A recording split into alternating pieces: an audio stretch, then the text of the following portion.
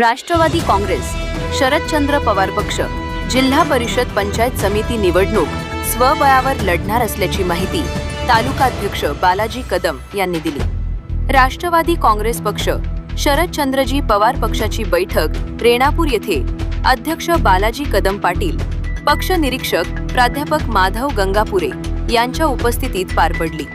यात तालुक्यातील 4 जिल्हा परिषद व 8 पंचायत समिती मतदारसंघात उमेदवारांनी पक्षाकडे मागणी केली असून स्वबळावर निवडणूक लढवणार असल्याचे कदम यांनी सातले। यावेळी संदीपान देशमुख, प्रेमचंद पवारबापू पवार, प्रमोद जाधव, बलभीम खटाळ मुसा, सय्यद मुन्ना शेख, बाळू पटनुरे चिल्लगे, अपपा नानासाहेब काळे, मंगेश गणेशकर पवार, लाला चव्हाण, बाळासाहेब देशमुख, विजय राजमाने, रघुवीर पाटील, संजय करडे, गोविंद एलकफळे, देविदास गायकवाड, गोरख निंबाळकर असंख्य कार्यकर्ते उपस्थित होते।